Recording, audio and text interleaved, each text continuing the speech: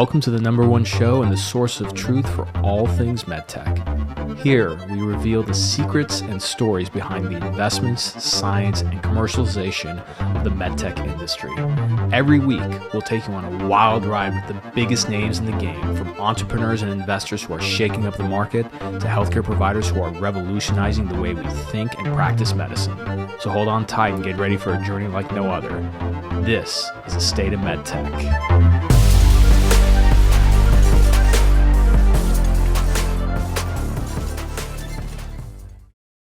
Hey everybody, welcome back to the show. So today's guest is somebody I'm really excited to have on, and that's Aaron Chester. Aaron is the VP of Sales over at CONMED Corporation, and a really inspiring guy. Number one is, there's certain people in our industry I'm very proud to say, that's somebody who works in our industry, and Aaron is one of those people. A couple of reasons why. Number one, incredibly hardworking guy, has really sort of, started from the bottom and rose up in the industry in terms of prominence, in terms of, his work over at Stryker and now at CONMED. But more importantly is that he's a true servant leader. When I talk to him, I can tell how much he cares about our industry, how much he cares about the surgeons, and of course, the reps as well. And so originally I had him come and speak to my program, the Medical Sales Network Effects program, and speak to our class virtually on what it's like to move from a rep role to a management position and that trajectory. So we kind of talk about that here in this episode among many other things. You're going to really love it. And so be sure to, really listen closely. You might have to repeat this episode because there's a lot of pearls of wisdom in it. And be sure to give him a follow on LinkedIn. Now, a couple things I want to make sure to plug. Number one is if you are an organization who is using Salesforce, okay, we all know how much of a pain Salesforce is, and it's a huge investment. Why not protect that investment and get the most out of it? That's where Clary comes into play. Clary is a sponsor of our show, and Clary essentially is a revenue intelligence platform. What does that mean? What that means is that Clary plugs into Salesforce and does a couple things. Number one, it automates the data going into Salesforce for your reps. So first off, think about how much time a rep has. You want to add to that plate them entering data into Salesforce. Even if they get it done, they usually do it after hours or on the weekends. And so the data isn't as clear. So as they say, garbage in, garbage out. Well, Clary automates that so it's super easy for reps to get their data in. The second thing, and this is where Clary's category, which is revenue, collaboration, and governance, comes into play. Clary takes those insights and gives it back to you as the sales manager, the director, the VP, so that you understand what are the deals that are most important, which deals need to be touched again and managed more closely and get the more resources. And the best part is that when it comes to revenue, collaboration, and governance, this is a team sport. So through Clary, this allows the sales organization and the marketing organization to work side by side instead of against each other to figure out which deals can we close this quarter? And that's where the true value of Clary comes out, which is for your board, for your executive team.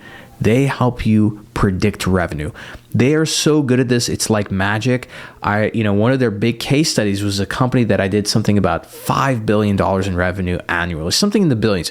And they were able to predict revenue quarters ahead of time and be within only $100K of difference. Like, that level of accuracy is insane. So to learn more about Clary, you can click the show notes below and go read, that's our life sciences landing page for MedTech, or just go to clary.com, that's CLARI.com, to learn more.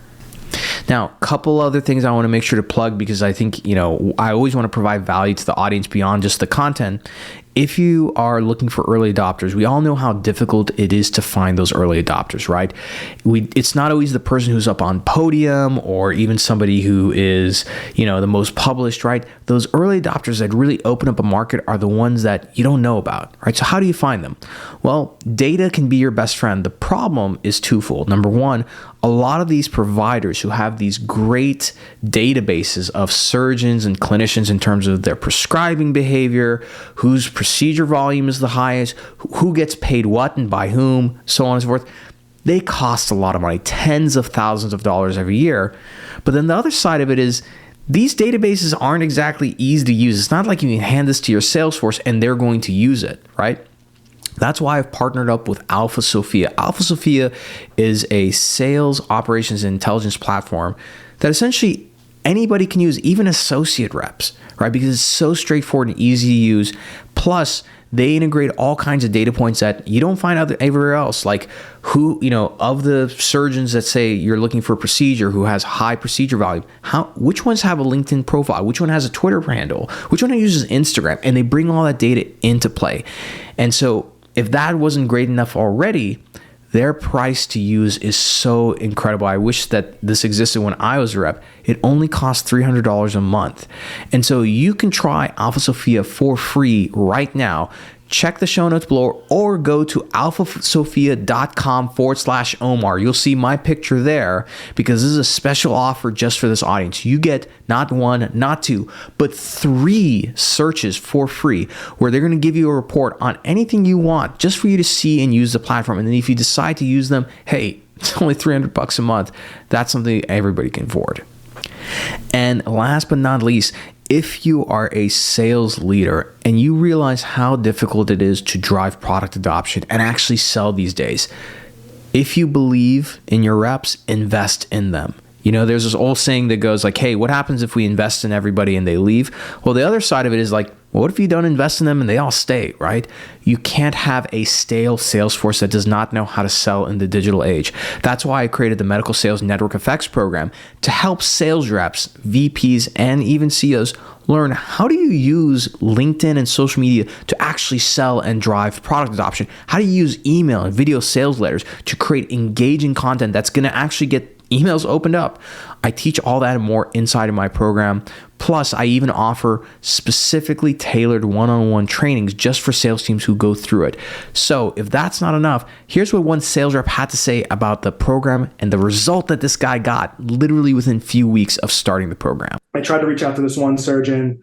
I posted recently on LinkedIn about launching a bunch of new products in this year in 2023. He accepted my connection request, liked that comment, and 2 days later booked a case with this new technology that we had showed him 2 days later or 2 days prior. So it was like all like a methodical steps. So, and the surgery yesterday went pretty well. He agreed to try it again. So I think from our standpoint, it was a win-win-win of getting the connection on LinkedIn to seeing our content, having a good inter-office meeting from a standpoint of being able to talk with the surgeon about the new technology and what his peer was doing, and then having a successful case where he would want to use the product again.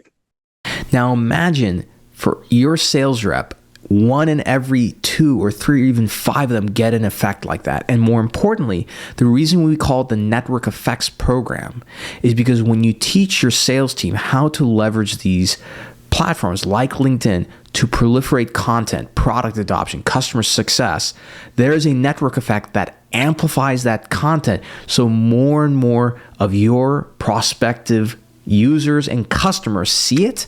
And guess what? That lowers the barrier to entry for access. That makes it easier. And more importantly, what you will see is that your pipeline will fill up. So if you're interested in learning more about that, check the show notes below. You can buy the course right now for your sales team. Just buy different seats. Or if you want to talk about a larger purchase and even having me to work with them one-on-one on a weekly basis, hit me up. Send me a message at omar@khateebandco.com. Now, let's get on to our episode with Aaaron Chester, VP of Sales at CONMED Corp. Enjoy. Welcome back, everybody, to the show. I'm joined by a very good friend of mine, somebody that we've been connected through LinkedIn. It's only a matter of time before we actually meet up in person, and that's Aaaron Chester, VP of Sales over at CONMED, specifically their Advanced Surgical Division. Aaron, thank you so much for joining the show. How are you doing today? Man, I'm doing great. Omar, thanks so much for having me. It's always more my honor than it has to be yours. You've done so much for the MedTech space and getting the right people into MedTech. So it's absolutely my pleasure. Oh, absolutely, man. Thank you so much. And again, I think one of the reasons why I was excited to have you on, aside from the fact that we see very much eye to eye, we have very similar philosophies in terms of self-development and sales. But, I want more leaders to become like Aaron Chester's, right? Everybody I talk to, even, again, there's a tough rivalry between Stryker and CONMED. Even people at Stryker, they have nothing but very good things to say about you. And so it takes a lot of time to develop that kind of reputation. We got a lot of interesting topics to cover today, but maybe just for the listeners who are new to you, Who is Aaron Chester? Where'd you grow up, go to school? How did you get into this industry? Because I don't know about you, but I don't know too many people except for like maybe Henry Peck over at LSI who knew from day one they're going into MedTech. Yeah. So I grew up in Southern Oklahoma, a town of about 25,000 people. Wanted to go to college when I will tell you where it hit for me was I was a freshman. We were dissecting rats in our biology class.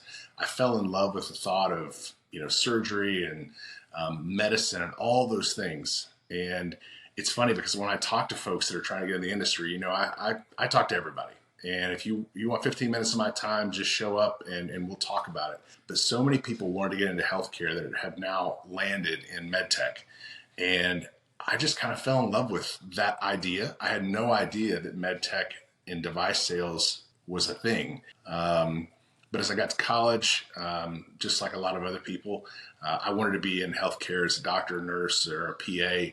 I figured out a couple years in that I wasn't smart enough or disciplined enough to do that. So I found med device sales, and I really wanted to do that. I wanted to be in the OR. I wanted to be part of patient care ever so slightly. That's just kind of where I landed. I took a business-to-business job for a year and immediately started looking after I had some success a few quarters. And I was fortunate enough to get a sales associate role. So I took a step back. And I know you've talked about this on other podcasts and some of the things you do on Instagram, but I took the step back and took that giant leap of faith to say, I can do this. I'm not going to fail. This is where I want to be. This is my passion. And I actually covered maternity leave for a young lady who had a baby and they needed somebody for a few months. And they said, hey, you get this job, you're going to go right to a territory. And lo and behold, I got the job. I did pretty well, I guess. Well enough for she said, her name's Amy Sullivan. She's still a dear friend. I see her probably every other month. She said, hey, why don't we just work this out where you can stay and be in my territory? And we'll work the dollars out and it'll be great. And we just proceeded to go on a 5-year run where we blew quote out every single year. And I'm certainly thankful for Stryker that they made the investment in me and her. And we took a really terrible territory and turned it into something really special after 5 years. That's amazing. And it's a great introduction in terms of how you got in.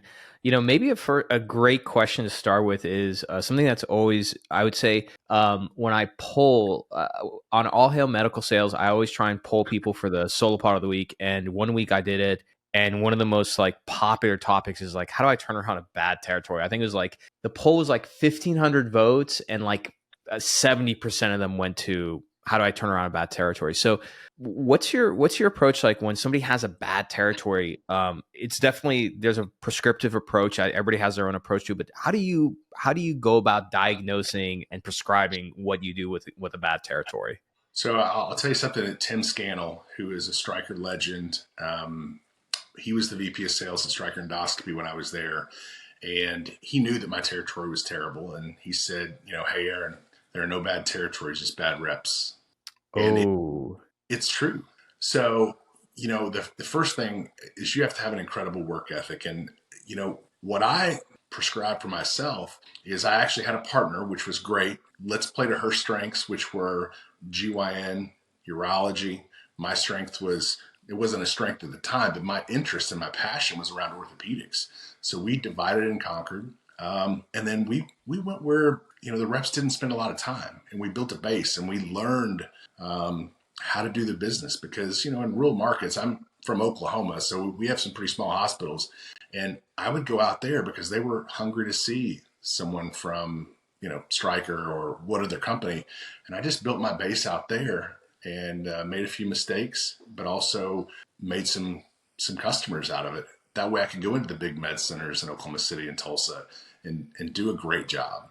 And I feel like, to diagnose, where do you need to go? Certainly most great med device companies and even mid-level device companies, they have data. And I think if you start there and you jump into who are my customers, who's ordering, who's growing, who's not growing, that's a great place to start. And then, there's a lot of technology out there that tells you where the business is going. I think Acuity MD, I had experience with them, tells you, by CPT code, where's the business. But, if you don't have that resource available to you, it's just dive into the numbers. Ask for help. the previous rep, were they promoted or did they leave the company? Sometimes you can get some information out of the previous rep, even if they're not with the company, and say, hey, where should I go? What should I do? But you should never stop anywhere. Don't let that discourage you. Like, the world is so small now. You can reach out to anybody. You can find out who the previous rep was. That's was kind of my approach. No, I totally agree. And it's funny, like, again, like, we didn't script this without even talking about it. That's the exact same thing I talked through, at least on that one episode, which is like the very first thing is like, you have so much data at your fingertips. You have the internet, so you can look things up. You can get in touch with the old rep. The one thing I tell people is, like, a lot of times people want to be a hero and just jump in and do stuff. I'm like, before you do anything for a few weeks, like, you should be gathering as much intel as possible, like almost like a spy, and figure out, like, what is the truth? What exactly happened? And a lot of times when you do that model and get to the source of truth, it's usually it's on rare occasion that it's like the product was bad or something. It's usually the rep was bad. Yeah. The rep made a promise or didn't show up, and like something went wrong. And that's really what soured the relationship. I feel like more often than not. Yeah. So Omar, you make a great point. So you talked about being a hero. I tell all the new reps this. So when I was at Stryker at sales training, they had an illustration up. So they had an open door, and then they had a closed door, and then they had a door with a guard dog. And the VP of sales at the time, he said, all right, which door are you all going through to go make a sale? And, everybody said, well, I want the hard one. I want the one with the guard dog. No, go to the one where they are familiar with your product. They know you a little bit. They're open to it. That was my rule strategy. It's like, yeah, they were okay. I would call down. They say, yeah, come on down. We'd love to meet you. And I just think sometimes we get the hero complex where we want to go tackle the toughest surgeon or the toughest hospital. Don't do that. Go build your brand. Go build your selling muscles at places that they'll be okay if you don't know exactly everything. That's our job as med device reps, is absolutely be an expert to help them through, educate them on the product, but don't be a hero. Go places where they're welcoming, they smile at you, versus the place that gives you a scowl. That's such a good point. I feel like it's like very simple advice. It's simple advice, but not easy, because the notion is like, oh, I want to do something that's going to get me recognized. And I feel like being a rep is already hard enough. You don't have to make it harder by trying to be like in top form in a case, and you're dealing with a surgeon who's like literally waiting for you to breathe the wrong way. Yeah. So and I think, I wonder if you feel the same way about this. I look at all sales, but especially our industry. I just came from Dreamforce, which was Salesforce's event last week, and I was kind of giving the software guys a hard time. I'm like, you guys have an easy job as sales reps, because like our industry is like end to end and in your field. I feel like it's very much like being a pro athlete. And so the psychology of your own psychology as a rep is so important. Like if you get constantly bulldozed by an account, you're dealing with like that stuff's going to affect you in the next account that you go to, right? 100%. I always, if you're winning, like you should go and call them, because your confidence is an all-time high. You get a big PO or you're killing your number, like that's when you should work the hardest, because your confidence is the highest, and it breeds more wins. So do you feel like it's very much like around like momentum building? Like if you have good momentum, then that's when you should just, because you don't know when you're going to get that momentum again. You just like double down on it. And I want to segue that into, was that what made you 5-time quota achiever the first few years that you were a rep at Stryker? I just wanted to win. I got into this in like November of 2000, had some early success, and Amy and I just made a deal. Like, we're never going to miss quota. Like we're just always going to find a way to win. We're going to win the right way, but like we're going to fill the pipeline. And there's two of us against, the stores rep, the Smith and Nephew rep, the CONMED rep, and we just lined up and said, we're just going to outwork them. And she was the smart one. She always did the smartest things, and I always did the, I'm going to drive 2 hours and make sure this account is okay. But yeah, momentum is great, and it's a big source of energy, I think, for folks. We talk about that a lot here. It's like, hey, we have great momentum coming through 3 quarters. Let's carry that through to the 4th quarter. And nothing feels better than winning, and nothing for a lot of people, like losing hurts worse than winning. or is more I, joy. Like saying, I'm with you on that, man. yeah. So I So don't. much. I can remember talking because President's breakfast. Like you got to recognize, I never wanted to be at the other breakfast. I'm like, there's no way. And I was very fortunate that my first 5 years, Amy and I just had a run, and it's like we're never going there ever. And I got a taste of that as a leader because it's very hard to make your number as a sales manager. You got to have a lot of people pulling on the rope and doing the right things, and I got a few tastes of that. My first year as a manager didn't make my number, and then didn't make it the second year either. I'm like, I'm never going back there. And I was really fortunate to have great teams around me that would not let me go to the other breakfast. We would. I definitely want to get into it a little bit later, like on the self development side, but maybe like touching on that now, earlier on. So again, like you start out as a rep at Stryker, and again, 5-time quota achiever. You're runner up rookie of the year in 2001, and those are so. What people, I want to remind the younger reps that like pre 2008 Stryker was like. I mean, it's always been competitive, but like especially pre 2008, because like the 2000s were like when things were going well, things were building. So right before the economic crash, it was like really competitive there. Mm-hmm. Do you feel like a lot of that success came from the fact that from day one, you just identified with being the very best, achieving quota, and just like no excuse, like we're going to win? How much of that played into the psychology of your year? Well, number one, it was a competitive place, and you don't make your number for a few quarters in a row, you weren't going to be there. And I've seen Jim Heath on here. Like it was performer, you got to go. It was professional athlete type stuff. Like you had to be at this level, or you can't be here. And it was absolutely I didn't want to lose my job, but I also want to make great money, and I want to be recognized as a winner. And that was the psychology around it for me. It's just like, go work a little harder, go make 2 more calls today. Get up a little bit earlier.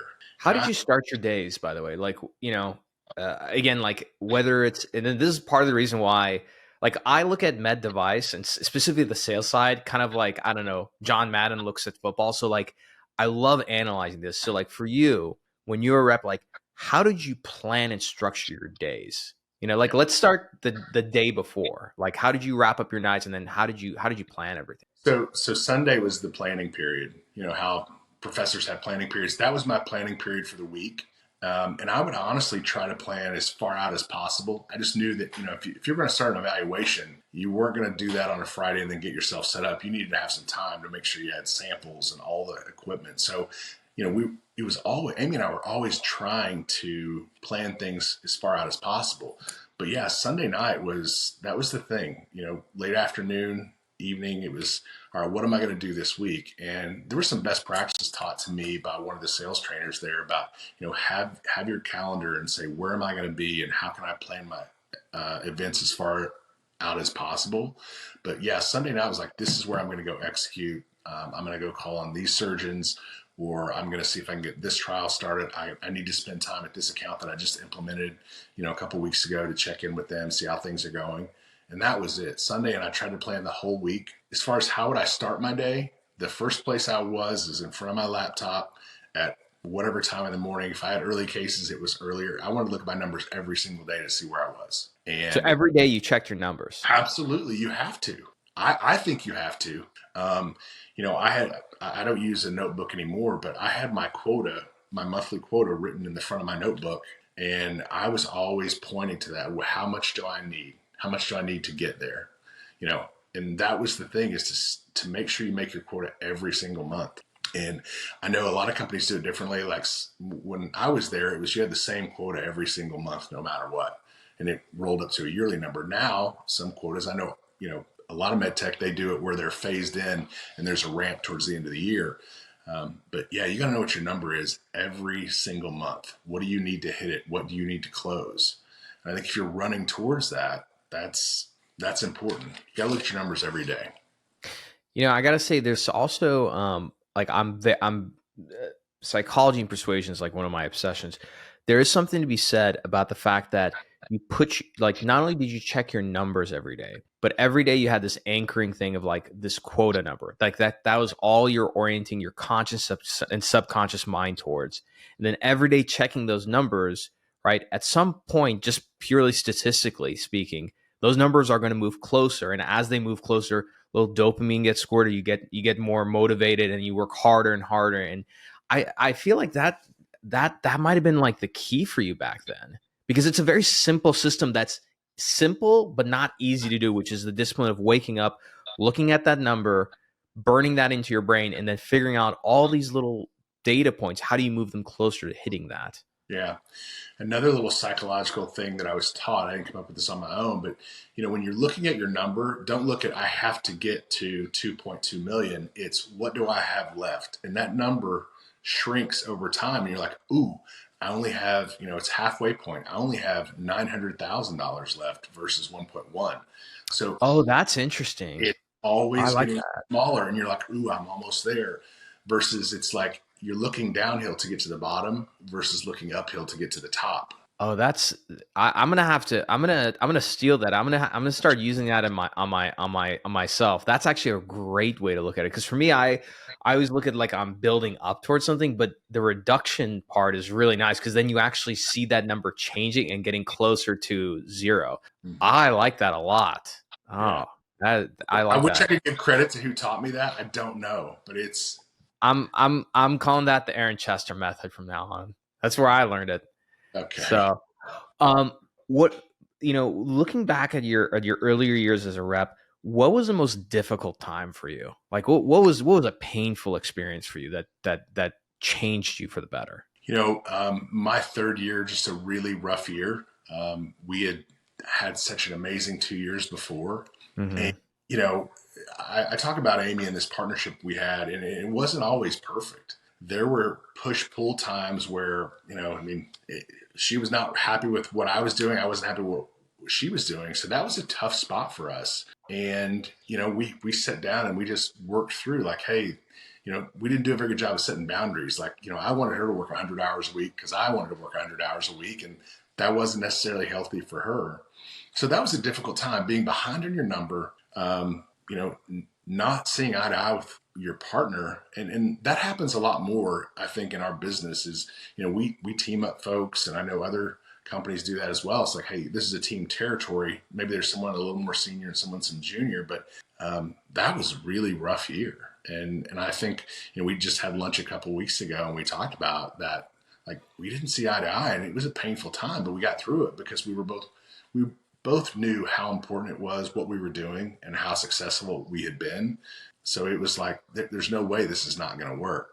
And it's kind of like a marriage. We were committed to success and not failing each other. Hmm. Were you back then in the early 2000s? Were you married back then? Were you a single guy? No, no, I was married. I got married pretty young. It was one of those things where you find gold, stop digging. So I did. And I've Yeah, been, I hear you on that, man. Took me a yeah. little bit longer, but like, yeah. Do you feel like that? I feel like a lot of reps who are pretty wise, oftentimes they're married. Do you feel like there's this self-awareness you take from like how you build a good relationship with your wife at home, and then taking those communication, approaches, all those things, those values, and bring it to work? Yeah. Did you feel like that, helped? Yeah, I certainly did. I'm married to a saint, and I hope you get to meet her one day. But yeah, and Definitely. the thing I would say about that, Omar, is you have to make a commitment as a couple that you're going to be in this lifestyle because it's not a job, it's not a career, it's a Mm. lifestyle for Med Device because there's going to be late nights and early mornings, and you're going to, if you're in trauma or something where you're on call, you're going to have to take two cars to, the movies or dinner.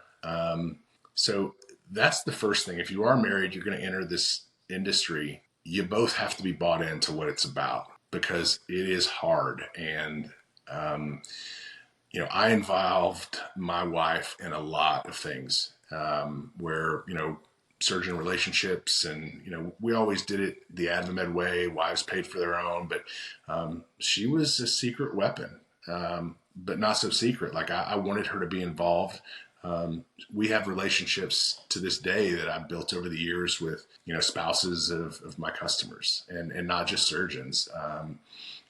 Allied Health.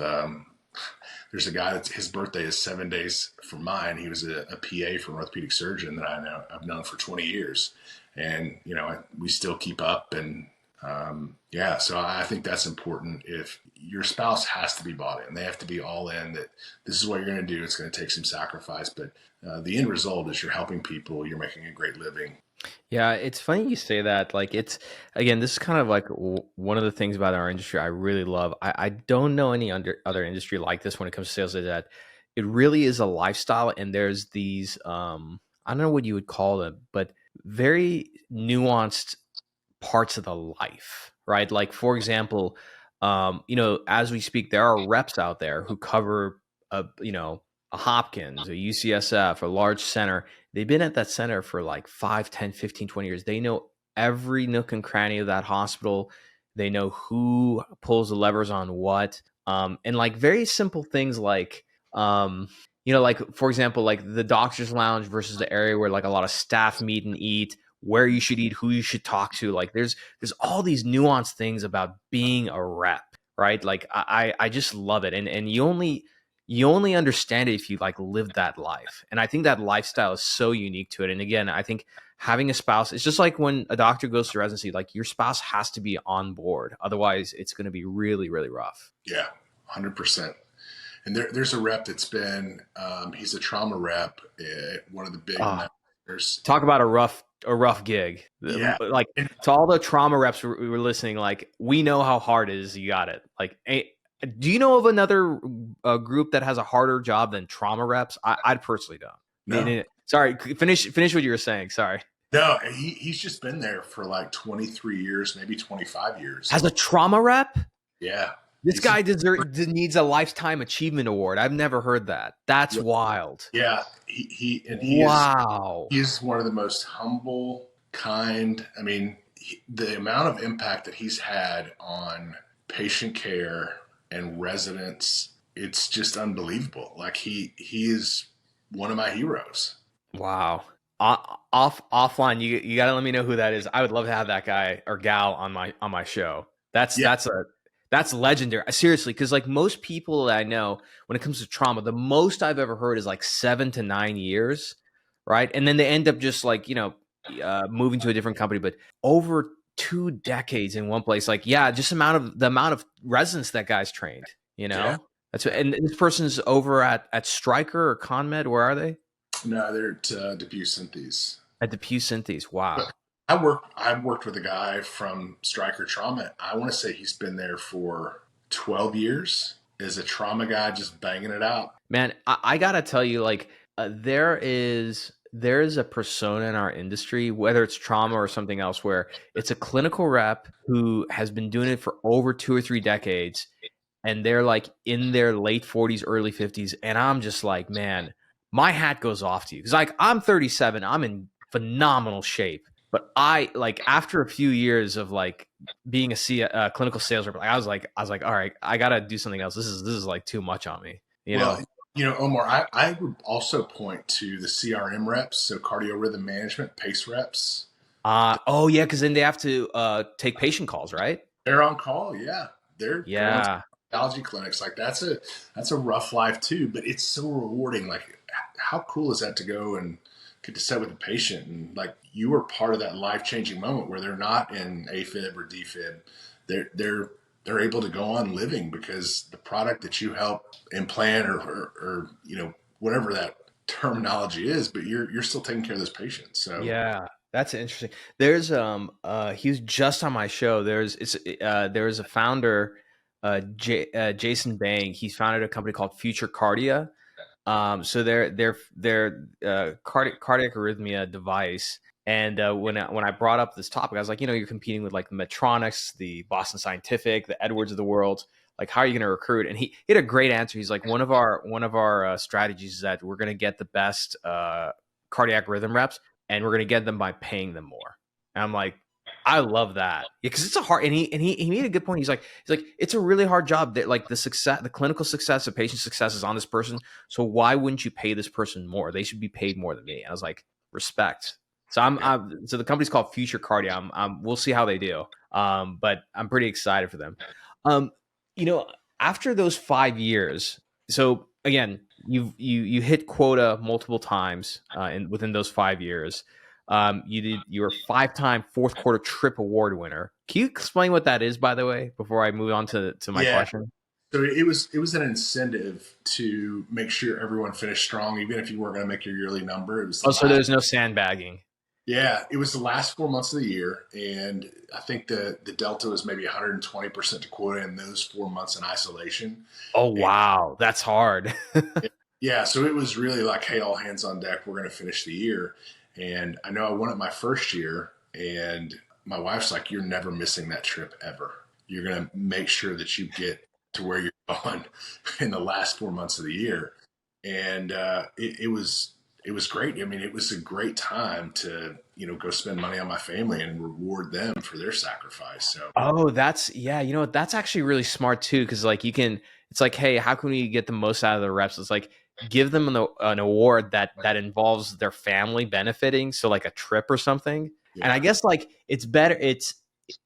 If you're a company, I think it's better than money because like money just goes into a bank account. It's like, oh, that's great. But when you go on a trip, yeah. oh, that's smart. Oh, so now, yeah, so that they get your spouse bought in more. Where are the trips usually? So they would just give us a voucher. We could do anything we wanted. Like one year I took my Oh, wow. family. Oh, that's smart. You reward the rep, you get their family involved, and like you push like employee wellness because like a lot of reps, like if it's left up to them, they just don't take the vacation time. I didn't take a vacation for I don't know for how many years, and then I realized I'm like that's stupid. I should take time off. And now once you get married, that definitely happens. You know? No, but that was it. It was engaging. It was like, wow, you have this amount of money that you go do whatever you want. You want to go to Disneyland? Go to Disneyland. You want to take just your wife? You want to take your wife and kids? And in my case, I wanted to take my older brother. Just good dude, good friends, and we did that. And it was very rewarding. My wife remembers every single one of those trips, everywhere we went, and she knew that was because my employer cared about her wellness as well. Amazing. So my next another thing I want to cover, because again, what aside from having a really successful career, you had a successful career in like one of the most competitive places, arguably in med device. So we talked about this. You're very kind to come speak to my medical sales program about the transition from like rep to leadership. So what was the transition like from rep to sales manager? And then also, I mean, later on, you went from sales manager to GM. Like, there's definitely some inflection points of growth that you have to do. So, like, from rep to manager, what was the biggest difference? So I always tell people that ask me about, hey, I want to get into leadership. The first thing I say is you have to answer this question first: is why do I want to do it? Because Mm, for me, the reason was different, and it wasn't the right answer. I am high achiever, so I subscribe to the Gallup Strengths Finder. I think it's an amazing tool. It tells you a lot about you and tells you where you're really great and where you should stay away from. It doesn't say that you're weak in anything. It just says, it's not necessarily a great place for you to spend your time. Like if you're not high in empathy, like don't worry about it. You're high in other things that make you great. But I'm an achiever, and I'm like, what's the next step? Like I've made quota 3 times. I should be a manager, right? No. And I got some coaching along the way, but my first reason was like, I just want the next step. Like I want to keep moving up. I knew I wanted to coach people, but that wasn't the forefront. And I think that really has to be front of mind. That's why you want to go into leadership. If you don't love people and you don't care about people, don't do it. Be an individual contributor, crush your territory, you know.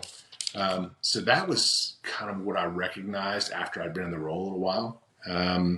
And as I was going towards the next role, I'm like, how am I going to be successful? Just like when I was a rep, I was going to be successful by outworking every other competitor. I was going to work harder than anybody.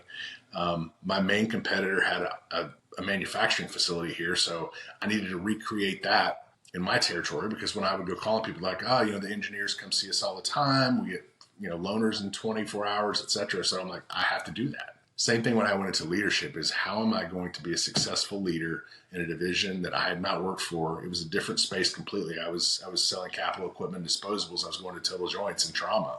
So Yeah, it was two different worlds. yeah, so my offense there was I'm going to make sure that they know that I'll do anything that they'll do. I'll cover their weekend call, which I didn't do very often because they wouldn't let me. I'm going to know as much about the product as they do. I'm going to be valuable to them. And I'm going to make sure that everybody in the corporate office knows who we are and that we get resources accordingly. And that was my offense. And I'm going to win the people over. That was very important too. So that was kind of the thing. That was my strategy to go in and be successful. Yeah, I think it's really good that you mentioned that, because I think, the sales role in MedTech is kind of like, sorry everybody, here comes a sports analogy. I can't think of a better one. It's very much like the quarterback role from college to NFL. Like every other role in, or player, like it's very easy to recruit. So you just look at them on paper, like, oh yeah, they'll do really well. But the quarterback role, there have been multiple quarterbacks who won national championships, Heisman, and they flopped, right, in the NFL. Similarly, I feel like there's a lot of sales reps who are just phenomenal reps, just absolutely correct, whether it's capital or anything else. But then they get moved into a leadership role and they're just absolutely terrible. I really believe one of those things, I think it's like one of two things. One is they cannot think from a big picture standpoint. It's no offense to anybody, but like it takes a certain mentality to understand, specifically be obsessed with the numbers, the strategy side. But the other side is like, again, you tell me if you disagree with this. Some people disagree with me. I don't think that as a rep, when you get promoted to leader, that you should be flying all over the country trying to help close deals. Because now it's just like you're glorified sales rep at this point. And I feel like that's not a sales manager. Sales manager knows how to like lead and manage people. You have to be a force multiplier of yourself. We just had a development meeting with some of our newer RSDs and some that are, a little more tenured to kind of meld through that and talk through that. You can't be a super rep. And I did a little bit of that when I first started. I think everybody does. It's like they're running around doing the sales calls. And that's a recipe for failure and disaster. It's not scalable. If you have 10 reps, you can't get to everybody. You have to teach them how to do it and go and inspect it. Like if as a sales leader, you have to go and watch your people do sales calls, do in services, do product demos. How are they in surgery? If you're not spending time doing that, you're going to fail, because it's like if you coach a basketball team and you practice with them 4 days a week, and then on Saturday you send them to play the game and they lose and they come back and you're like, what happened? You're going to get different answers from everybody. They're Isn't not that wild? Happen. You have to see it with your own eyes. And you can ask all 20 direct sales leaders that work at CONMED Advanced Surgical, hey, what's the expectation for you to be in the field? And they will be able to tell you very precisely. I expect them to be in the field with their reps a minimum every quarter for a couple days. Now, that varies. If you have a 10-year veteran, you don't need to go spend 2 days watching that person do sales calls, in services, and how they are in cases. You have someone that's been here for 3 months, man, you might be with them twice in a quarter. And I just think it's so important to observe it and to give very good feedback, like, in the moment, but also like, let's recap the 2.5 days we spent together. What'd you do really well? Where are your opportunities? And that to me is the recipe. And I think a lot of med device companies got away from that. US Surgical was one of the very best. It's now, Covidien, Medtronic, they kind of made their evolution, but they're one of the very best that did that. And I'm fortunate to know a couple of big leaders from there. And yeah, that was their secret sauce, is we're going to train the heck out of these people. So we don't have to be there all the time, but we certainly spend enough time with them to know that they're doing really well at their job and that they're competent to be in front of our customers and helping take care of patients. Absolutely. I think that's such a good analogy too, which is like, it's like coaching a basketball team, but then like they go play the game and you're not there. And I think that's like our industry is going through a serious learning curve right now, because we've kind of perpetuated the old way of doing business for way too long, and it doesn't work in the modern world. I mean, one of those, like a perfect example, this is part of the reason why I wanted them as a sponsor, but like for CRMs, like a lot of companies don't use CRMs. And if they do, too much of it is put on like the rep to put in data on their own manually, which often doesn't happen. And then when you do a deal review and everything, it's very subjective, like literally like reporting the weather, you know? And so like seeing better tools like Clary come out where they automate that process, give you predictable revenue, I think is so important. I think like another one I'm a huge fan, actually Dr. Jacob and I, we spoke about it, is like Avail, you know? So remote coverage of cases. But I think like being able to have that objective approach is so important, and then like being able to see it yourself. Because again, if you ask the rep, like I don't know, it just doesn't make sense. I think your analogy is perfect. It's like sending a team to go play a game, and then they're coming back and tell you what they think they did wrong. You know? Yeah, you have to be able to see it, and I agree. And there is this thing where reps only want to give you good news, or managers only want to give you good news. They don't always tell you about the sales call that they totally flopped on, or that a competitor is in and getting some traction. Like, and I preach this like crazy: is you got to tell the truth, and it's not about the rep or the manager being untruthful, but it's like, give me all the details, just hit me square in the face. And there's a term called psychological safety. It's about how you can absolutely drop any knowledge in a meeting and it's not going to negatively affect you. It's not a career limiting move.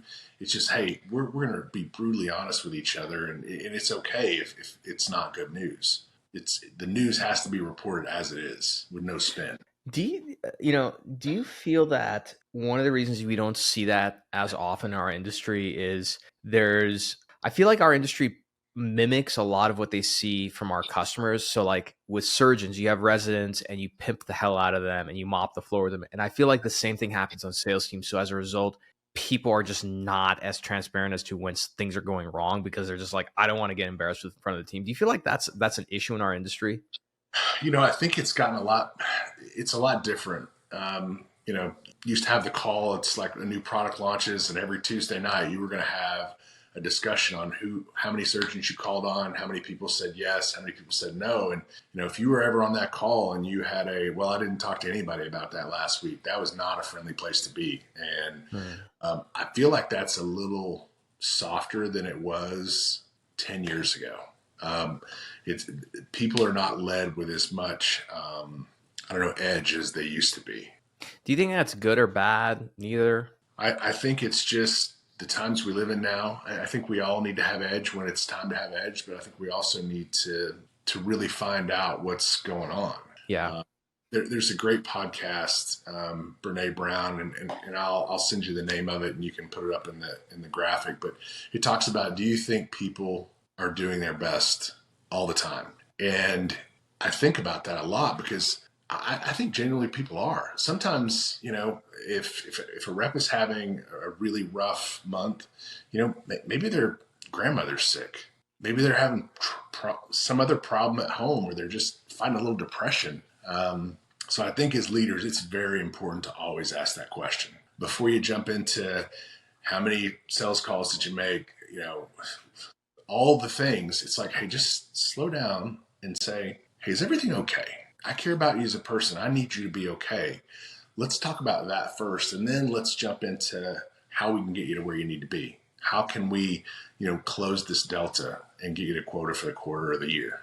Yeah, I think it's a great point. I think, some people don't like the sort of the soft and mushy approach, but I don't see it that way. The way I see it, I mean, it's better for your employee because you're showing that you actually care about them. But on a like output standpoint, it's just, again, I take it back to sports, but like, they're being assessed constantly. So if a player has an off day, like they look into like, hey, is everything okay? Like, are you sleeping well? You having problems at home? Is that the other?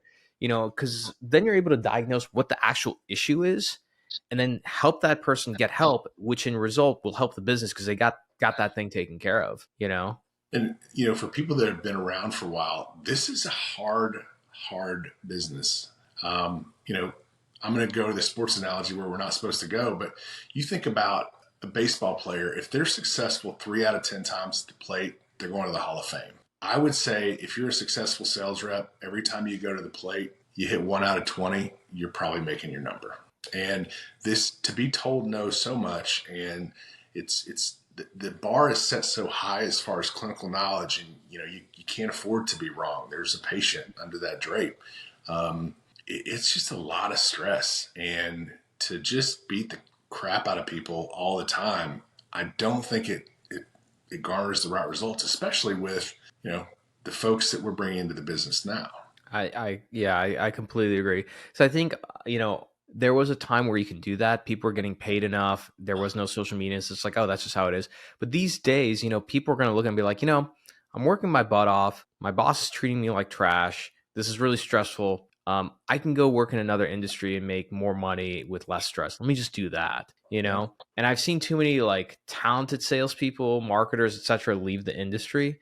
And I personally, it's like last week at Dreamforce, I was on panel and with Daniel Hawkins from Avail, and a lot of the people from Clary were in the audience, and they came up to me afterwards and they're like, "Oh my God, like I have so much respect for medical device sales. I had no idea that's what it's like, and you guys have to do all these things." Like, and they were like, a lot of the salespeople were like, really.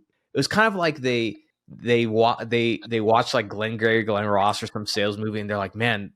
Like, I wonder if that exists. And then they realize like, oh my God, that world does exist. Like there are salespeople that like have to be on point like that. You know what I mean?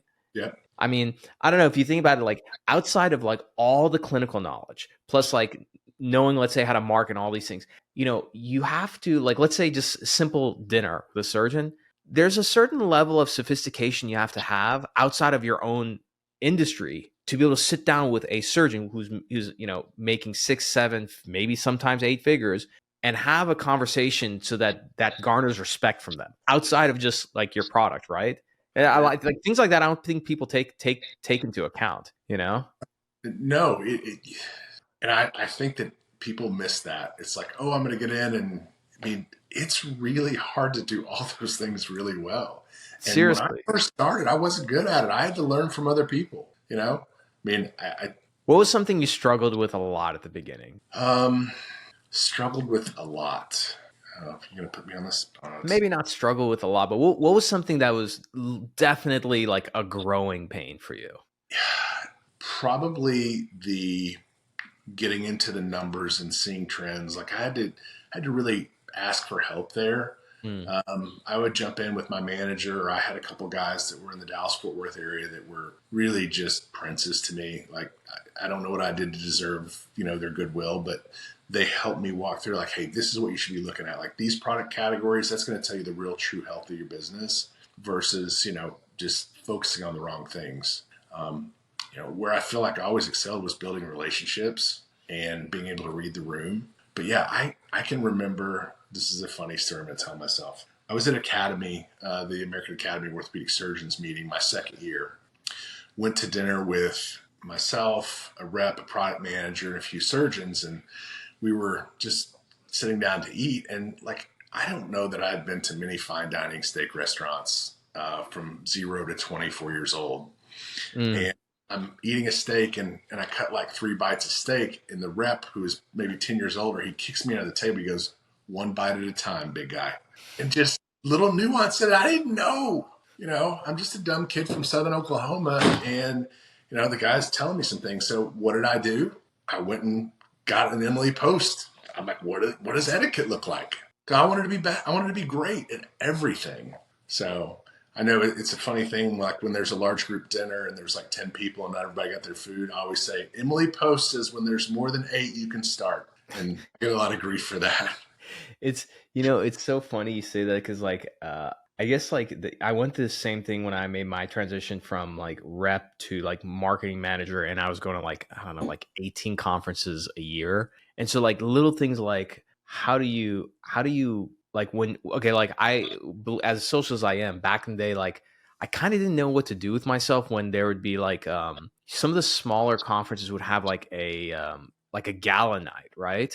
And so like for me, when I was a young guy, I was like, 26 years old. I was like, well, what do I do when I'm like, meeting all these people? And a lot of times, people are dressed up, their doctors are, with their spouses and everything. I'm like, what should I do? So I had to look this all up. It's, and what's amazing, Aaron, is that today there's like no excuse not to know these things. And maybe this is kind of a good like segue to the self-development side. There's just so much knowledge.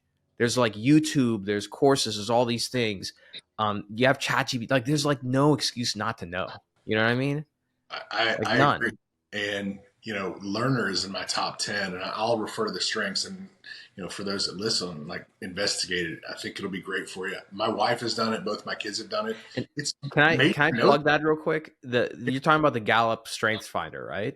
Okay. And this again, we talked about this. We'll get into it as well. But like your professional growth is your responsibility, not your managers, not your companies. So like you're hearing about the Strengths Finder. You've heard how like it impacted Aaron.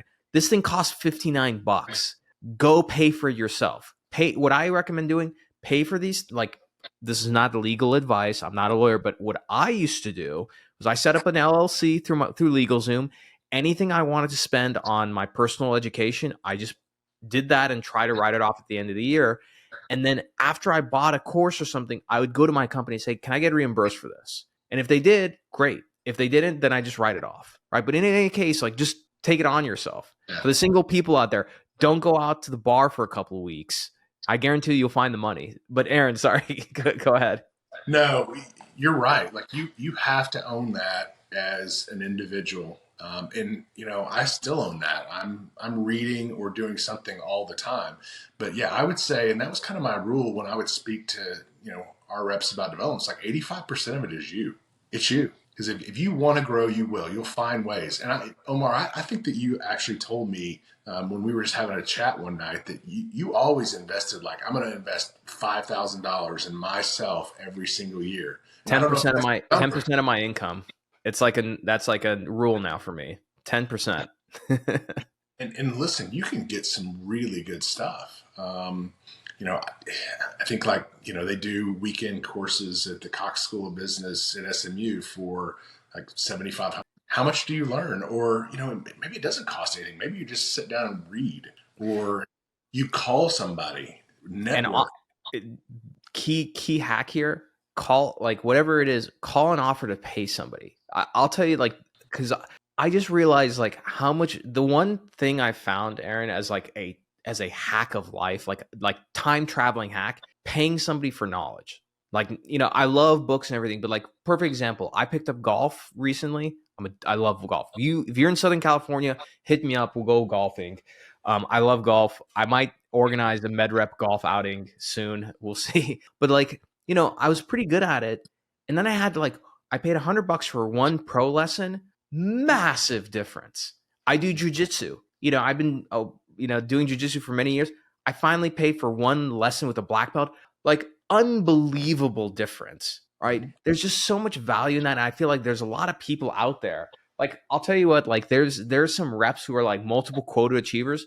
If you're a rep listening, find that rep and offer, not just say, "Hey, I would like to take you to lunch and I'd like to pay you." Just throw a number, $200 for your time. I just want to learn everything. That person will come to that meeting with a completely different mindset to make sure that you get what you, and most of the time they're going to like not, they're going to insist not to get paid.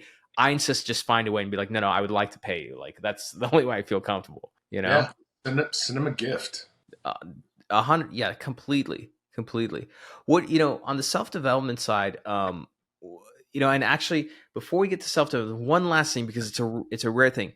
When you moved into GM is a big, massive role, especially, again, not just any small company at Stryker. Sales manager, GM, what were the key differences there? What does it take to be a GM versus just a sales manager? Sure. If rep to sales manager, your thing is like, you got to be good at force multiplying yourself and managing people and not being the hero to do everything.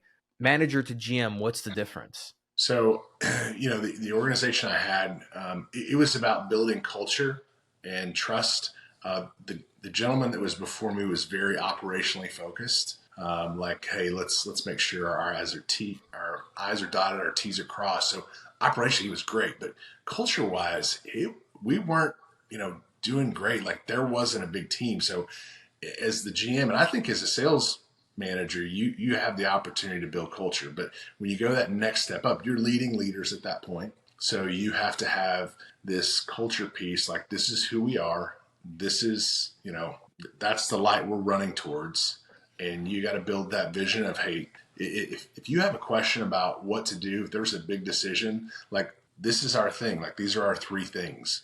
And that's going to help you make most every decision that you have. And that frees you up to do bigger thinking. But I had to widen my field of view, think about culture, and also think about how am I going to lead leaders? How do I make sure that they know how to coach, how they know how to observe? And then, I also had the other side of the business, which was operations, customer service, inventory. So I had to learn how to be savvy on the P&L and have people help me pull the right levers. So we made sure that we made the bottom line as well as the top line. 100%. And just because I have to plug it, because literally this is so. Speaking about like a P&L, so I run my own business now, and I manage all these numbers and everything. And it kind of dawned on me the other day, because another friend of mine who runs a venture-backed company started asking me some questions that I didn't know the answer to. And he's like, dude, and he's my very close friend, and he was like, bro, you're not gonna make the money you should be making if you don't know these things. And so that pain that I felt pushed me. And so for those who are listening, if you want to really elevate yourself as a business leader, I spent a lot of time figuring out what's the one book I should read. So, by the way, the title of this book is one of those things where I can only just appreciate how brilliant the packaging is. It's called Warren Buffett Accounting. Okay. And so this whole book walks you through how to read a balance sheet, an income statement, all these things. And my homework is to kind of go through this and then also start looking up, again, on YouTube. There's plenty of people I can look up, like J&J's quarterly earnings, and somebody's literally there walking through the income statement, the balance sheet, etc., talking about the P&L. And so I think like pushing yourself to learn these things, because again, you did that yourself. There wasn't in Stryker, they wouldn't say, oh, hey, Aaron, now you're GM. We're going to train you on how to know these things. You had to figure it out on your own. Otherwise, you're out of the job, right? Right.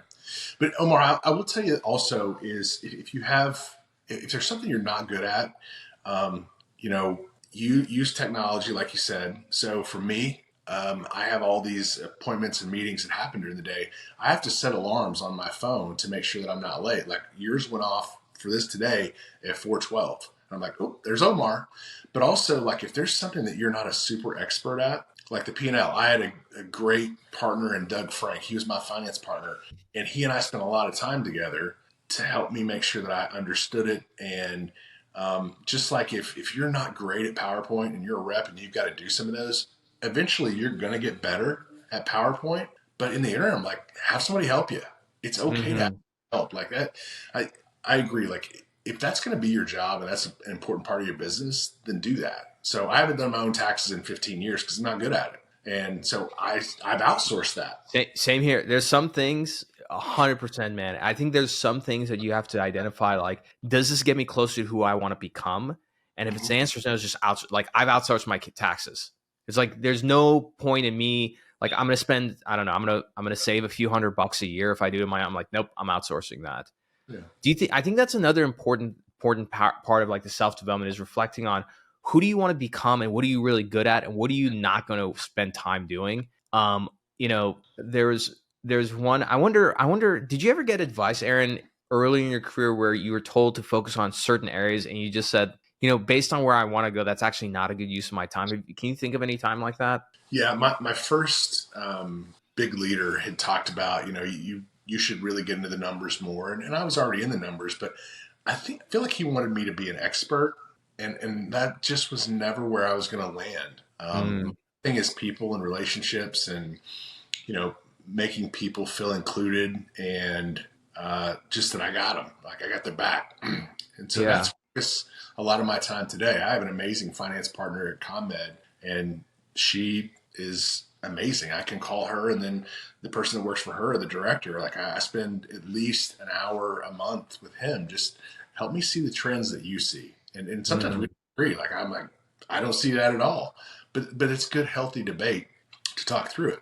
And he's usually right, or she's usually right. But and my boss tells me this now, Bill Peters, who runs the general surgery business at CONMED. He said, man, you got to keep playing to your strengths, because sometimes like I'll get on this kick, like I need to be a little bit more organized and I need to be able to quote these three things about the numbers. And that's just, it's not exactly where I need to live. Like I need to live by engaging the managers and the reps and the area sales directors, finding out what's happening in the field. I think that's something definitely it comes with age, which is like there are some things that like you should spend time like knowing a little bit more about, getting better about. But I think like it's so much more valuable, especially early career, to figure out like what am I really good at, that if I focus on it, I can go to top 1% and then absolutely world class. And then everything else is like, don't even waste time on it, because it's just like, the amount of energy to go from like mediocre to like average is the same amount of energy to go from like good to great. And you're better off focusing on going to good to great, because at least in my career, that's where I realized I'm like, that's where I'm going to get paid more money. I'm going to have more opportunities. And so for me, like the advice that I was given, this is like I don't know what about it, because back then I was very impressionable. When I was early in my career, somebody in my organization, somebody who I have a lot of respect for, one of the advice they gave me, which I disagree with, was they're like, you should take a course on learning how to be better at Excel spreadsheets, right? And running data and everything. And at the time I was like, if I become a master at Excel spreadsheet, which I had zero interest at the time, I was like, that's not going to elevate my career, nor is it going to get me paid more. There's nothing that I'm going to directly impact the business by doing that. So I actually focused my energy on like learning back then, like paid ads and social media advertising. That worked out really well, but again, mainly because of where my interests lie. And for you, like your strength was like people and leading people. So it sounds like from the Gallup poll and everything else, you focused your energy on developing those areas. And then wherever you needed help, either getting that help or delegating. Is that correct? That's right. We're using technology. Absolutely. Got it. My phone alarm is the technology that keeps me on schedule. And like I have one-on-ones with my team, and I use the note function. And if there's something that I need to talk to, Alex or Sarah or Mike or George, in the moment, if I think of it, I just go into my phone, I write it down. It's in my phone. I'm always going to have that with me. So it's not a piece of paper that I'm going to lose. It's in my phone. Like it's there forever until I take it off. And that has helped me a lot. It's capturing thoughts that I might have, getting from the airport to, the office. It's like, okay, this is something for Sarah, or this is something from George. And it helps me keep track. It keeps the one-on-ones very focused, and we knock things out. If I don't have anything for them, we don't have it. We don't have meetings, just have meetings. What's your take like on that, what's your approach as a leader when it comes to meetings? There has to be some purpose, and as a leader, if you schedule a meeting that brings no value for the attendees, they're not going to want to be there, and then it's just going to spiral downward. I learned that. How do you determine what brings value to the attendees? Like, how do you have like a heuristic or friend, like how, and not to overcomplicate this, but like how do you figure that out? I think you gotta know the people. Sometimes it's just an information exchange. Mm-hmm. So if you're just reporting out, hey, this is what's going to be. If it's hey, I'm trying to get some information from them, then you let them know, like, this is what you should be prepared for. We have a monthly with all of the sales managers and the marketing staff. It's kind of a commercial team meeting. And, that's, we send them an agenda beforehand most of the time. Sometimes I fail and don't get it out to them, but it's like, this is what we're going to discuss. And the area sales directors are really good at like, hey, we need to discuss this. Or someone from marketing will say, hey, I want to cover these two topics for my portfolio. And that's kind of how we run the meeting. Yeah, no, I'm totally with you. I feel like certain companies are just like meeting obsessed, and a lot of times, like in the past, like I've been on meetings, I'm like, this is like not only a waste of time, it's really expensive, because you're like, all these people are here, like what is this? It's like, it's one of those things where it's like, if it's a meeting, it really should just be an email. If it's an email, it should really just be a text, like something like that. No, same. So our VP of HR, she sent me a set of coffee cups that said, this meeting should have been an email. But it's usually on my desk, but I've been rearranging and I got a different desk, so I probably put it up somewhere. But it's true. Like, you know what? We didn't need to block out an hour to talk about this. Yeah. And that's things like, if you want to know what really makes me crazy, is if we go to a meeting and we talk about the same thing and we just kind of rehash it a few times, and like anybody that works with me knows I will put the brakes on that. Like, okay, we've touched on it enough. We're good. We're going to solve that problem another day. Let's go on to the next thing. And I think I've just gotten old and grumpy about that. Man, I'm with you. It's just like time is valuable, man. You know, Yeah. you're not getting that time back. Like I had a meeting today where I cut it short. Like it was a 30-minute meeting. I cut it short by like 10 minutes because I already knew the direction this person wanted to go. I'm like, this is why you got on the call. And they're like, yep. And I'm like, got it. I'm like, let's end it right now. I'll shoot you an email. It's like I'm just like don't have the time for it, you know. So kind of wrapping things up, you know, real quick. You can say pass to this. I got a question for you. You have this illustrious career at Stryker. You rose up through the ranks. Great organization. Then you decide to switch teams. Why? You know, they came to me. Somebody I knew at Stryker worked at CONMED, and you know, I tell people this. Like, if you call me on LinkedIn, I'm gonna tell the exact same story. I don't sugarcoat this. Like, this is just me. But someone had called me and said, "Hey, listen, there's an amazing job at a really fast-growing division at CONMED. I think you ought to talk to them." And you know, certainly I was like, this is just, you know, I'm doing fine. It's great. And she was like, "No, you really should. Like, it would be interesting. Like, you would be a great head coach there." And I'm like, all right, well, yeah, I'll give it a shot and talk to him. And, you know, I just kind of fell in love with that high growth, you know, we're going from here to here, and really enjoyed the people. Like, there's this certain humility here that just is kind of infectious. And, you know, I'm a humble guy, and I think there's a ton of humble people at Stryker, but I just was really intrigued by, I get to be the head coach, and nothing to say that I wasn't going to be the head coach of Stryker, maybe not, but I was super happy. But it's like, you know what? I've been in this really safe space for 20 years, and I enjoy everybody I worked with there. But I just thought, you know what? You don't get a lot of chances to take, you know, a really, it wasn't a small business, but, you know, a good sized business and make it just boom, like crazy big. And I felt like that would be cool to be a part of. And absolutely nothing wrong with Stryker. Respect them, compete against them hard every day, just like I know they compete against me. But I have a lot of respect for the company, and certainly a lot of respect for Kevin. Kevin Lobo.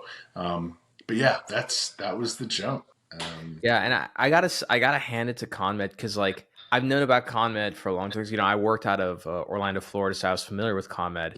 And CONMED was always kind of a boring company for me, but something changed in the last like 2 or 3 years, you know, like, and I was telling, you know, you have a great VP marketing in Lisa Donnelly.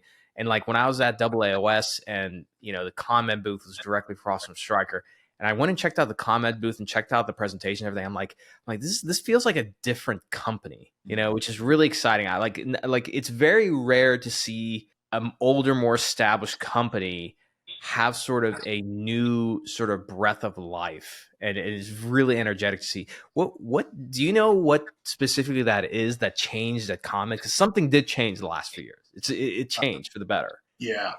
So I joined in 2020, and I feel it too. I see what you see. We're a mid-size company, and I think we're just like, let's go. Let's see what happens. Let's be a little provocative in the way we talk and the way we act. Not in a bad way, in a great way. Like, hey, this is who we are, and we're a great company. We've been around for 50 years. Like having all the live podium presentations directly across from Stryker booth.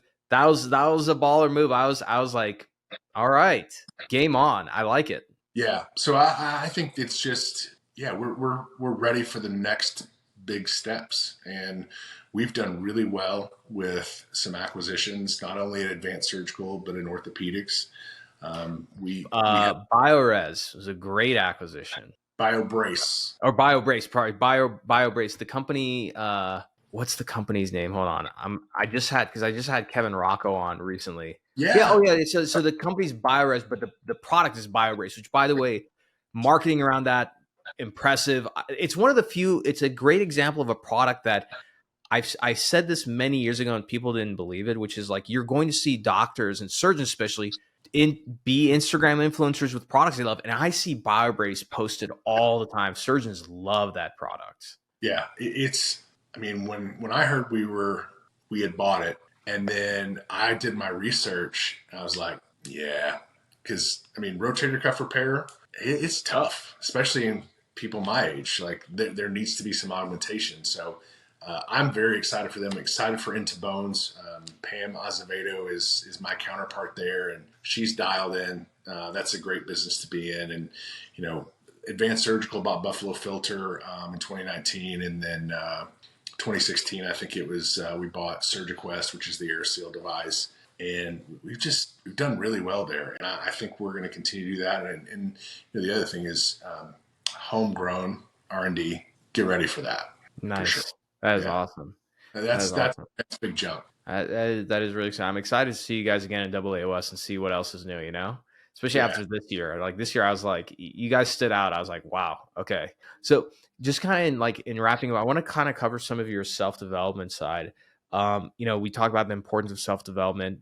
How do you go about doing self-development these days, considering how busy you are? You're married, you're a dad, you're a VP. I mean, time is very precious for you.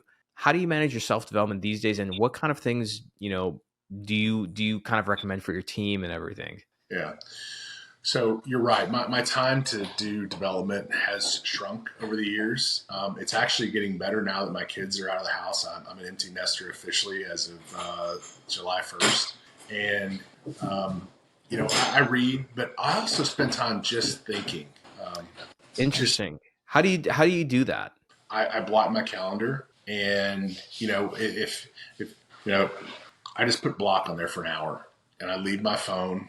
I put it on my desk, I turn on silent, and I'll just go sit outside, or I'll go sit in another room and just like think. And I'll usually have a notepad or something, and I'll just write down ideas of things that I should be doing or should be looking at. And sometimes it's 100% like I need to make sure that I plan a good vacation for my wife, or our anniversary's coming up in 6 months. What would be great? And sometimes I'm thinking about, hey, there are probably 10 sales professionals in our organization that I need to call. Who should I call and just check on them and see how they're doing? Or it's, what do I focus on for the next 30 days and trying to build, CONMED's brand or get myself a little better at something. So I'm reading a book right now called Unreasonable Hospitality. It's sitting right there. And it's from Will Gardera, and it's about how he wanted to be the best restaurant in the world, and he knew that he may not be able to do it through food, but he was going to do it through hospitality. And that was like creating these amazing experiences for the guests of his restaurant, 11 Madison Park. And it's great. I'm actually Oh, I reading. heard about this book. Yeah. Yeah, I heard about this book because I live in Madison Park in New York. Oh, I got it. Yeah, I'm getting this right now, actually. But I'm reading this book with one of our sales reps because, funny story, my birthday was in July and I was at sales training, and my assistant, who's amazing, Rachel Luciano, I'm going to give her the shout out. She's awesome. She bought this for my birthday, and I started reading it, and I showed it to the sales training class, and one of the reps was like, hey, could I read this book with you? And like, we could like riff about it. And I said, absolutely. So we did the Smart first. move on the rep, by the way. Yeah. So we read the first 10 chapters, and then I think there's 20 chapters. So it was a little too much to have a book discussion, but I think, I'm going to read it with another group of reps in October. That's awesome. I should coordinate with you because I did a medical sales book club a few months ago around a book from HubSpot CRO, and I've been getting hit up, and they're like, "Hey, when are we gonna do the next book? Maybe it's this one." That's great. And you know what I like about that, Aaron, is I think that there's not just medical device, medicine in general is actually there's a lot of it's pretty outdated, and some of the best innovations in medicine were ideas taken from other industries. Mm-hmm. Like Atul Gawande's like checklist manifesto, like that was like a huge deal in the medical world. It's like, well, checklists have been around for like centuries, but Yeah. he just took it and brought it into the surgical world and is like, we should probably be doing it this way, What are some other like self-development books, courses, etc., that you often recommend to reps? So, there's so many books about sales out there. I think that, for me, I'm over that hump now. Like I read a little bit Little Red Book of Selling and, the Challenger Sale and all those things that are quite old. Like the Little Red Book of Selling is maybe 20 years old. Still applies. I still tell people in college, I'm like, read it. It's great. But I try to get more into leadership. Like I've read everything Patrick Lencioni's ever written. I like him a lot. Then, I read some things around strengths and situational leadership. That's what we teach at CONMED Advanced Surgical. That's kind of the foundational book and course that our team goes through as they get into leadership. So try to stay studied up on that. So, that's kind of where I live. And then, has nothing to do with sales or med device, but it's about creating experiences. And like, I should be doing that for our customers and for our sales professionals. It's like, how can I really delight the customer or delight the people that work in my care? Yeah, I think, and at least when I talked to Jim Heath, that was a big thing at Stryker, was just like, how customer service oriented are you? And again, like I talked with reps. I wonder if you agree with this, which is like, as a rep, especially at a large company, like there's really nothing you can do about the product. Very little you can do about pricing. The only thing you have control of is like how well you service the customer and how happy you make them. That's like literally, that's like almost like your own product as a rep that you can sell, right? And kind of goes back to your advice at the very beginning of the show, which is like, there's no bad accounts, there's only bad reps, right? Yeah, no, that's right. And it's how we decide to delight the customer makes us memorable or not.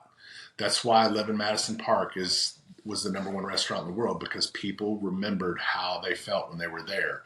And if you make people feel incredible when you're serving them, whether it's, hey, you went the extra mile to double, triple check that everything was sterilized for the case. You checked the implants 3 times, or you did an in-service where you cooked breakfast for the staff versus throwing bagels at them.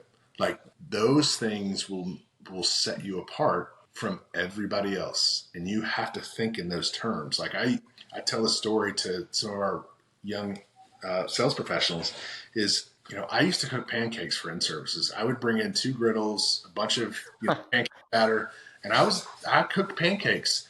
And, if we did if a hospital invited me to their potluck Thanksgiving, I was going to cook something and I felt like I belonged, and they wanted me to belong because I was pretty good at my job, and, I was good at service, because it hurt me if I let customers down. And I think you have to personal, like, you're not going to be late.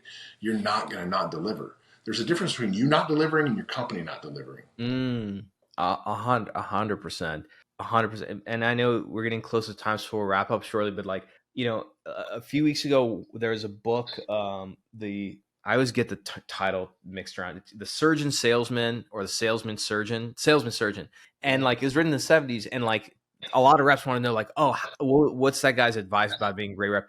Like, narrow down 2 things, like, know your product procedure like extremely, extremely well, so you're looked at as reliable and competent. And the other one is just like, really go out of your way to service the customer. So if the doctor's like, hey, we're doing this case in a week, everything should be like, they don't have to think about it or worry. I think there's something to be said about it. It's like, these things are very simple, but I think people overlook them because they're trying to look for some sophisticated way of like doing business. Like, no, just do a really good job of taking care of the customer, make sure they're happy, and that's it. And I think, something else, I need to read it. I feel like I probably bought it. I'll check.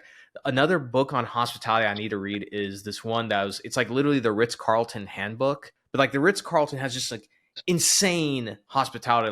Like there's, if you notice, next time you go to a Ritz-Carlton, they always know your name. Like, the moment you check in, everybody there knows your name. The way they treat you and everything is just so important. And then last thing I want to touch on very specifically is that I want the reps to make a note of this, is that you mentioned blocking out time for thinking time. And even in my own business, there's a mastermind group I'm a part of with really highly successful entrepreneurs. We talk about that, which is like, hey, did you schedule enough thinking time this week? Because you're doing so many things that sometimes you have to schedule an hour time with yourself, no devices, no nothing, to just sit down and think, And I think a lot of times reps don't do enough of that. They're just constantly in action and doing, Yeah, that's 100% true, because, they have a territory. They may have obligations at home, and you have to do that, I think, for your sanity. And, one of the things that I've learned is, get yourself in the moment to really properly think. So sit in the chair and you can feel the chair against your back and you can feel the temperature and you can hear the sounds in the background. It really just centers yourself. And I wouldn't call it meditation, but it's like, okay, to get my mind in the correct space where I'm not going 1,000 different directions, I'm going to do that. I'm going to, feel the temperature and all those things. And then it really helps me to just kind of shut things out and go, all right, what should I be thinking about? Yeah, totally. All right. Last thing, very quick. You got a few more minutes and we'll let you go. All right. Every now and then I like to do this sort of rapid fire questions. So these are completely unrelated questions. They're kind of fun. Rapid fire, you take as long as you want to answer them. So we're going to do, 2 or 3 of them. So first rapid fire question, new med rep enters medical devices, gets started. What is the one book you tell them to read? I would tell everybody to read How to Win Friends and Influence People, Dale Carnegie. I know. See, this is why we get along, Aaron. Was that book written 75 years ago? It's like almost 100 years now, I think. It's an old book, but it is very good. Key factoid. You know who modeled or took that book and modeled their training after? The CIA. The CIA used that book. Yeah. So awesome. Great recommendation. Great. Okay. All right. Next. Oh, go ahead. Sorry. Go ahead. No, one more is Chris Voss's book. Never Split the Difference. Yeah. That's a really good. That's a solid recommendation. Those two together. That respect. Yeah, that's good. Yeah. Okay. Next question. So in the last year or two, what's a very cool and interesting purchase you made from Amazon that was less than, let's say, $100? Could be anything. So my wife and daughter are really the Amazon shoppers. But I will tell you, so Omar, like you, I'm playing golf since I've become an empty nester. So it's this little Garmin watch that it's on my desk. It tells me the yardage when I'm playing, so I don't have to go look for the yardage. No way. Yeah. It was not less than $100. Still, that's okay. As I'm trying to get my game in shape, and for any of my coworkers that have played with me, they'll tell you that I'm terrible most of the time. But it's been very enjoyable. A lot of people I work with play, and I love to watch. It's been really helpful. Perfect. Last question for you is what's a quote or mantra that you like to live by, or you like to always kind of keep in mind for yourself? Boy, there's a lot of them, but I think it's probably Simon Sinek's quote. I'm gonna butcher it, but it's being a leader is not about being in charge. It's about taking care of the people in your charge. And that is the deal, is you have to be in a spot where you are taking care of people and that you have their best interests in mind. I mean, we have the company goals, but you got to figure out what it is and make sure that you take care of them, because you want them to stay forever. We don't want to build a spot where we're just whacking them over the head all the time and we have high turnover.